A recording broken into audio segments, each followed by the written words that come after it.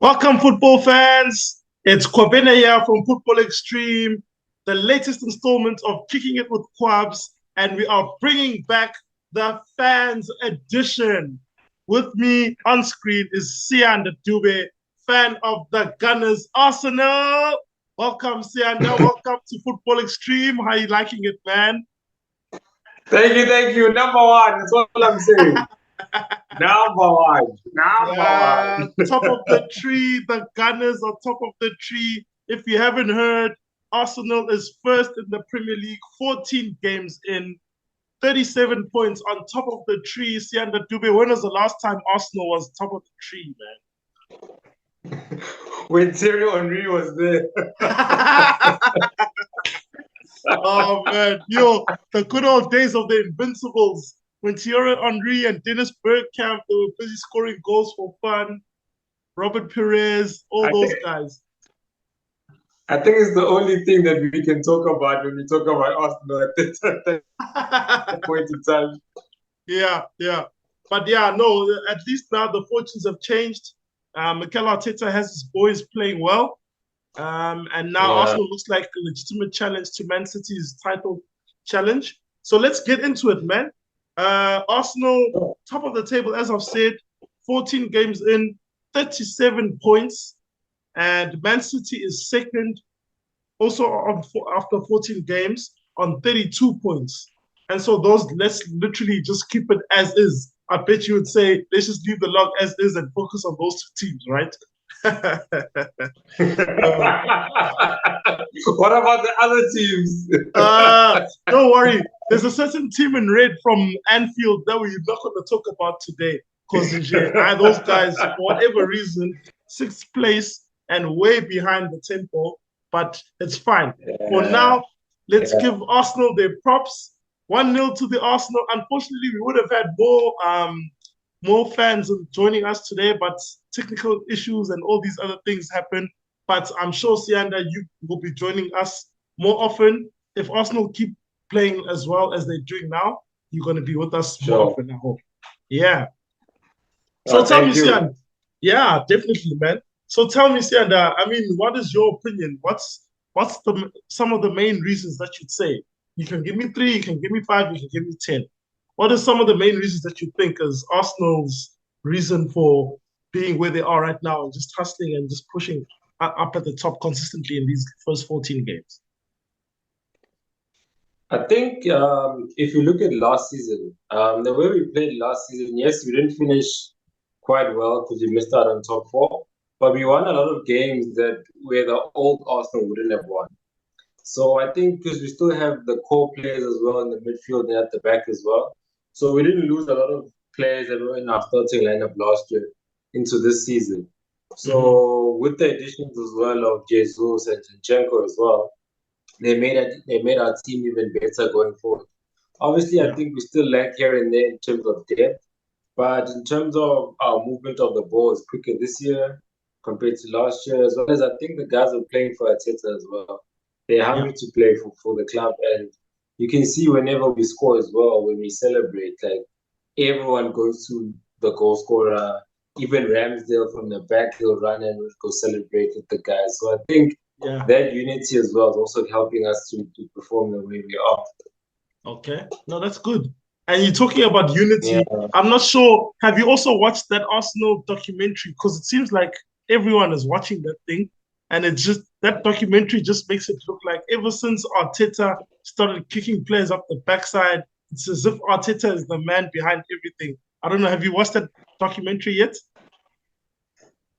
I've watched a few clips here and there, Yeah. of some short videos I've watched about it, but I haven't watched the full one, which I will do this week.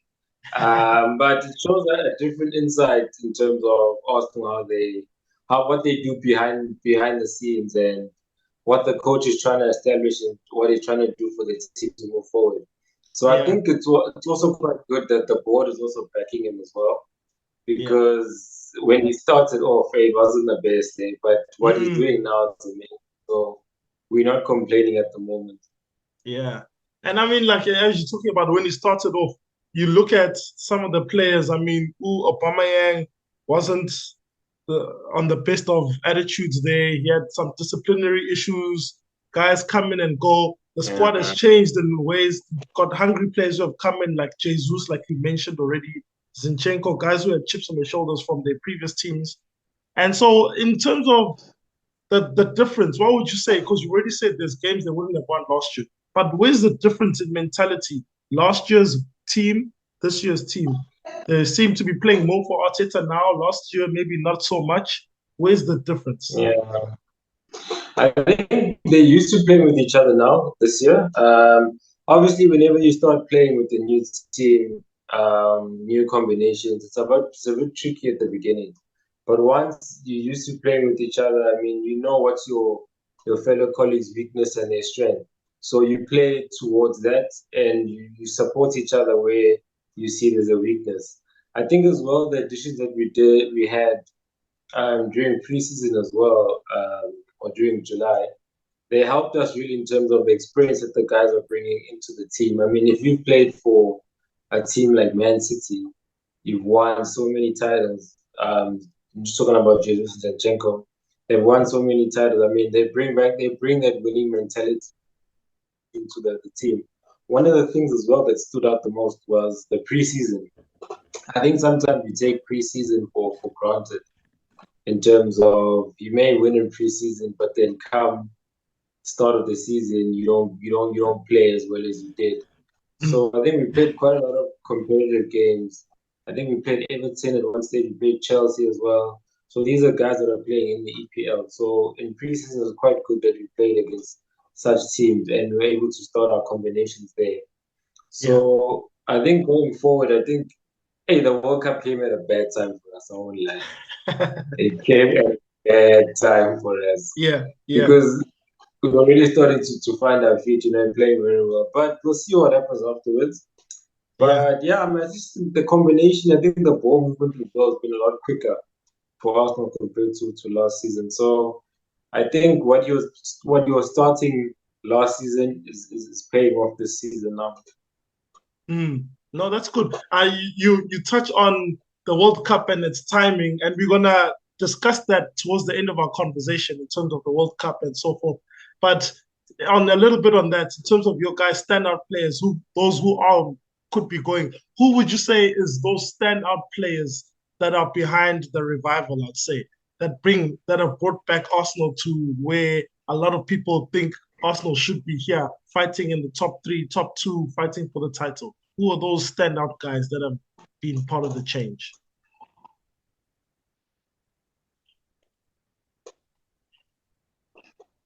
I think for me, it's been Martinelli. Martinelli brings a lot of pace into the team. This season, I see Saka is scoring a lot more compared to before. Because I think our team is sharing the goals instead of one person only scoring. So I think those two guys are standout performers this season. They're playing like guys who have gained a lot of experience, even though they're still at a young age. So they really, really helped us going forward. We're also grateful for Shaka not getting red cards.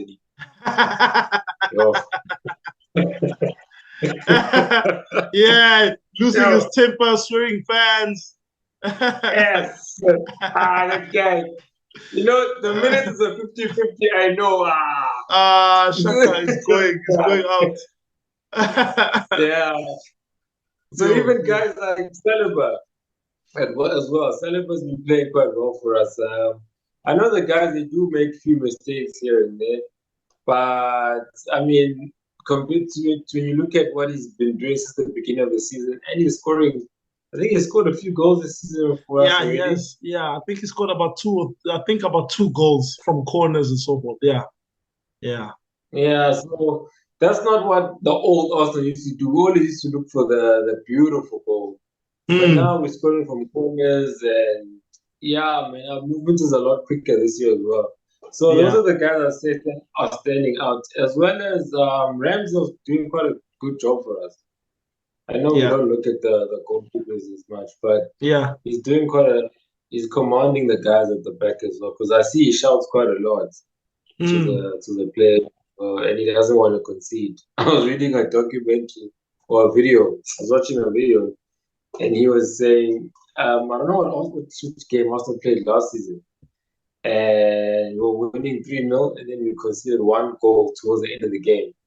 So they were showing the video in the change room. Yo, he was so angry. Sure. Like he was so angry to concede one goal. So I mean, if the guys are able to feel like that by just conceding one goal, even though you won, imagine what that does to the other players as well in the team. So yeah, Yeah. I mean, we've got a lot of guys who are standing up. I still think more people can still stand up and raise their hands, but those who are right now, they're leading us quite well. And it actually shows in the fact that so many of them have now been called up to the World Cup. I mean, you touched on Saliba. A vast majority of us didn't even know who this guy was at the beginning of the season. He was on loan in France for the last 2 years, never knew who he was. He comes in, and part of what I think, if you had to highlight two things that Arsenal needed to improve, one thing would have been the back four, definitely. And then the second thing would be a proper number nine scorer. And now both of those things have been sorted out. Saliba coming in, shoring up the back four, and then Gabriel Jesus, you touched on as well. And both of them are going to the World Cup now. Saka is now also grown in confidence. It's been about 2 years now, more under his belt. When in the beginning, it was a bit shaky with him. He was the standout player in a team of guys that who are not up to standard. Now he's got players around him that are fully confident, and now Saka seems more confident and so forth. But yeah, I hear exactly what you're saying in terms of the fact that also Ramsdale, and now he's also been rewarded. So yeah, it's looking good for the Arsenal. So if you were to compare your players, just hoping that they don't get injured though. Just hoping they don't get injured. So the World Cup will come in, and hopefully no one gets too injured. I mean, look at now, Sadio Mane out in Munich last week before the World Cup, and now he could probably miss out on the whole tournament. And that was Senegal's hopes, you see. But we'll see. Yeah. So if you want to compare Arsenal's team now to, let's say, Man City, because for me, I don't know, you can tell me what you think. I'm thinking now that Man City is probably the only main title rival for Arsenal this season. I don't think other teams, although Newcastle looks flirting to deceive, we all know Spurs' track record in the Premier League. They'll play well for about 20 games and then they'll fall off. Yeah. Don't say the word Spurs to an Arsenal fan. Oh man!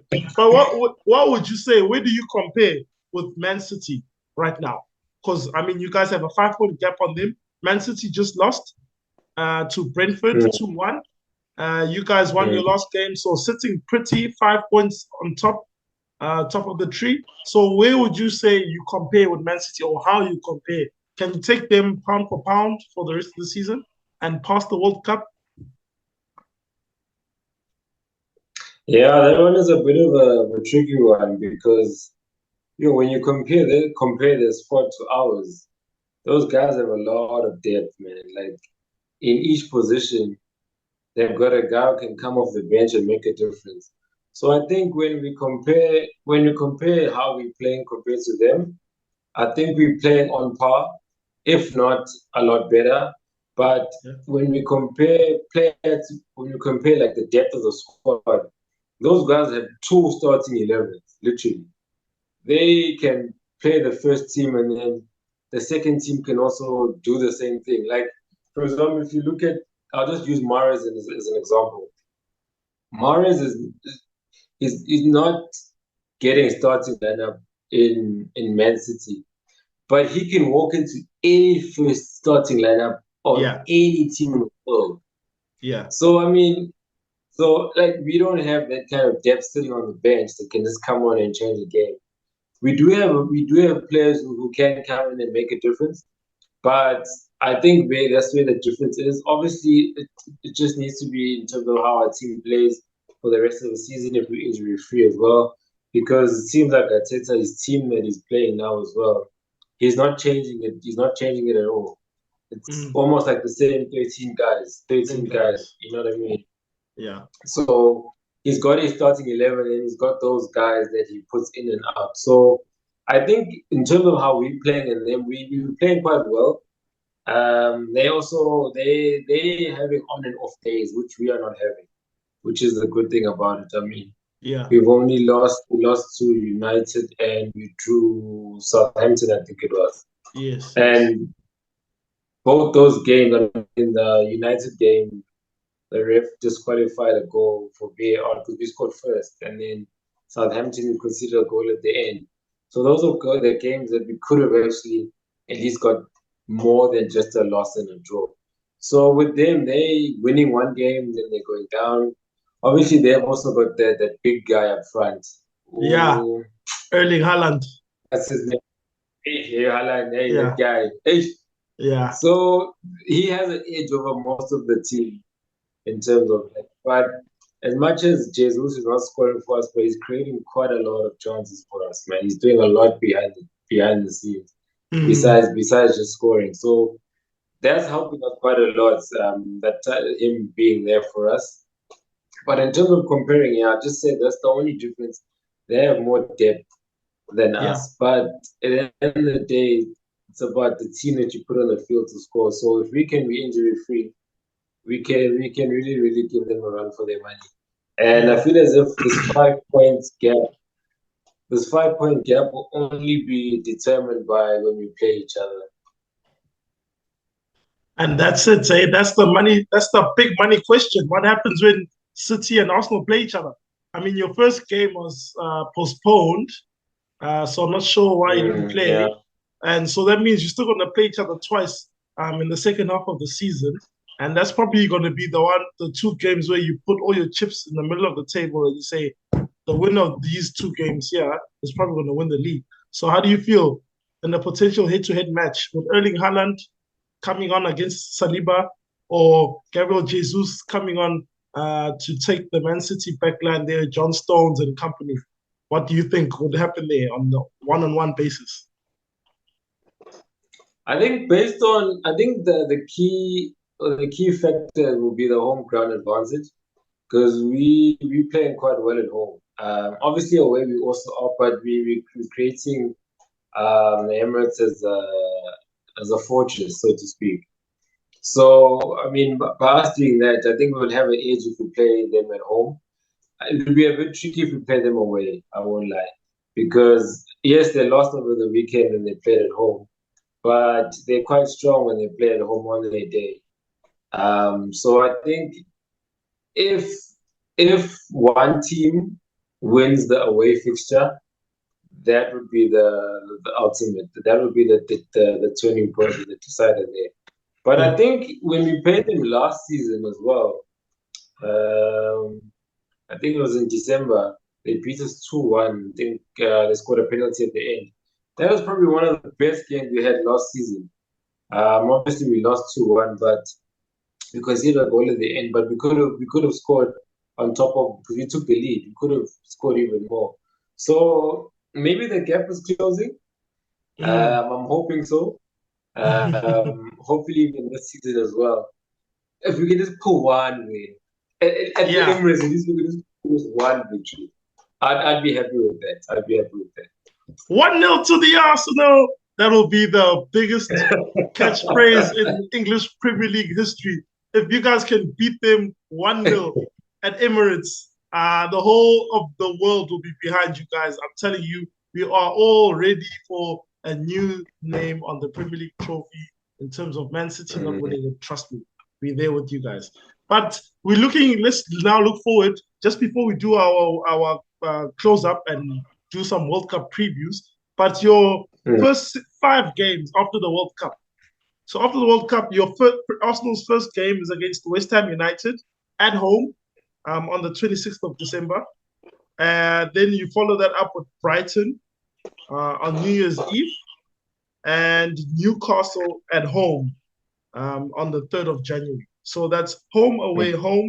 And then it's a big one, Tottenham Hotspur on the 14th of January, away at the Tottenham Hotspur Stadium, and then Manchester United. So 2 big games in the middle of January. Manchester United there Yeah. at home, and that's the grudge match since they beat you the first time. So what you thinking in those 5 games?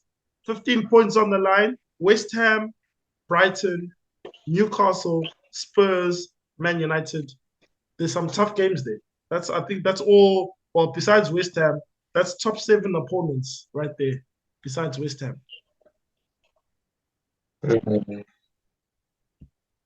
Yeah. But I think with West Ham being the first game after the World Cup, it's good that we're playing it at home. Just the supporters, just to get back on, just to be on the team's back, because we don't know what type of state the players will come through or come back from the World Cup. So it's good that we're starting them at home. Brighton is a bit tricky. Even last year they gave us quite a run, and they also beat us in that AFL Cup. So and they beat us convincingly as well. It wasn't like a fluke. So that would be a tricky game because we're playing them away. So the West Ham one, I think, will get the win. The Brighton one, if we can be consistent, I think we can also get an away win there because I think they lost over the weekend. Brighton lost. I'm trying to think who they lost to. I was watching the highlights this morning. I think Emery, I think. Oh yes, Aston Villa. Must have been. Yeah. They lost 2-1, I think. So they can dip in and out of form. So I think we could get a win there as well. The Newcastle game will be the tough one. Yeah. Because those guys are playing quite well. I mean, this takeover of theirs, it happened so quickly in terms of their performance. Yes. I didn't think they'd be. I agree. I totally agree. I didn't see them being so good so quickly. I thought they'd have to burn through a whole lot of transfers first and spend a season and a half, burn a couple coaches before they get to where they currently are now. But already Newcastle is in the top 4, chasing after you guys. I think they're only about 2 points behind City. So, so they are looking dangerous. And then we'll see. And then you've got Spurs and Manchester United, the 2 of the heavier matches. So out of that 15 points, how many, if you'd say to keep your title hunt going, how many points do you see yourselves getting out of the 15? I think to keep it going, it needs to be 13. Okay. Yeah, to keep it going, out of the 5, we at least have to win 4. If we do drop a game, it would have to be one of the away games. Maybe the Tottenham one. Or there have to be one of the away games. So of the 5, you've got 2 away games. You have Brighton is away and Tottenham is away. Then West Ham, Newcastle, United are all at home. Yeah, so those ones at home will have to be 9 points. And then the 2 that we're going to play, if you can get 4 out of 6, that would be a good minimum. Let me put it that way. Yeah. Because right now, if we lose, we can't drop the 5-point gap that we have over City. Yeah. No, that's good. Arsenal is looking quite strong. I really do think they've taken Liverpool's spot this season, at least as a team that can take it to Man City. I don't see United or Spurs or even Liverpool chasing and getting on that level now. The gap is way too far. It's already 5 points between City and Arsenal. And then let's say Newcastle, that's an unknown quantity in my opinion, but I think it is going to be Arsenal City. And if I was to say, put all your chips to the table, if you were a betting man, can Arsenal pull it off? Or does City find a way to keep their trophy? The trophy is going to be red this season. Red ribbons. Ribbons. Okay, red ribbons, all the cannons blowing. Yeah. Okay, I'm rooting for you guys. If Liverpool can't do it, I want Arsenal to do it. Let's knock Man City off their perch. Come on, Gunners. Yo, How do you think Liverpool's gonna finish though? I know that's your team. Liverpool is poor this season. I'm thinking, yo, last time we were this poor, we came third, 2 points behind Man United. But this Mm. season, Liverpool's already sitting in sixth. I'm thinking fourth spot because Newcastle looks dangerous. I see Newcastle Mm. trying to maintain their top four push, and then Liverpool will just have to battle with Man United for that fourth spot, and I think we'll probably pip Man United for the fourth spot if we can come back. Yeah. It's not going to be easy, but I think that's how it is going to be for Liverpool. Yeah, but let's finish our conversation now, just with World Cup previews. So everyone's picking their World Cup teams.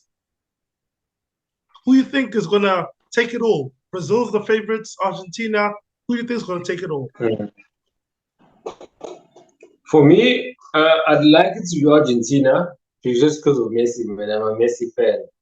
But hey, their team, I mean, when they lost the final in 2014, that was like their biggest chance of actually taking it. They lost to Germany. So my top four semi-finals. I'll put it that way. Yeah. I would that's if they don't play each other before then. I'd Okay. put Germany. I'd put Belgium. France is always a strong one. And then let's put England. So you're putting England in there. I would not put England if it was me. Okay, so you're saying Germany, France. Say that again. Germany, Belgium, Oh, yeah. France, and then I'll put England. England, okay. Germany, Belgium, France, England. Okay. So if it was me, I'd say Brazil in order of what I think is going to be the win. Okay. Brazil. So Brazil, Argentina, France would be the fourth. Brazil, Argentina, France, Germany. Belgium. No. The reason I won't say Belgium is two things. Germany knows how to play tournament football. Yeah. And Eden Hazard has missed a step, and I think that's going to cost Belgium. I think Kevin. Is he in the squad? Nah, he's in the squad, yeah. Eden Hazard is in the squad, but we all know what's happened to him in the last 2-3 years. He's definitely not the same guy he was. So now it looks like Kevin De Bruyne has to carry the team. And I mean, Lukaku is also injured. Wait. So he also made the squad, but I mean, he's also carrying an injury. So that's going to be difficult for Belgium to maintain. So that's why I'd say in that fourth spot, I'd say Germany, because Germany always perennial achievers in the tournaments. They always make the semifinals somehow. And Brazil, so Brazil and Argentina right now look untouchable. And then France also defending champs also, and with Mbappe playing the way he's playing, I think France has a chance as well. Yeah. At work, whenever it's the World Cup, we drew a draw. Okay. So you put the names on the hat, and then you just pick a name. Whatever name you pick, you stick to it. For the World Cup. Yeah. Last time round out Nigeria. And hey, first round out. So this time round, I'm hoping I get a better team. That you get a better team. Yeah, you're right. We did the same thing at our place. And I also got a team who got knocked out in the first round. I can't even remember. But yeah, so that's the thing. But yeah, Dube, thanks so much, man, for joining me. Welcome to the Football Extreme family. And if Arsenal continue to keep playing, you will be back here. Let's see, maybe an Arsenal-Chelsea game or Arsenal-Liverpool game. We will do an episode together again, and let's see what happens. And if Arsenal can keep... yeah? We'll see what the score is. Yeah. Let's see. So, football fans, thank you so much for tuning in. It's the latest installment of Kicking It with Kwabs with the fans. Dube, you have been an awesome sport, man, representing Arsenal very well. So, Gunners, well done. Top of the tree. We're going into the World Cup, And Football Extreme will still be here during the World Cup, guys. We're going to be doing a World Cup episode, and we will be releasing during the tournament. And when the leagues restart after the World Cup, we will be here with you as well. So don't forget to like and subscribe to catch more content. And Football Extreme is here to stay. Dube, thanks for joining me. It's been fun. Fans, see you in the next episode. Thank you very much, man.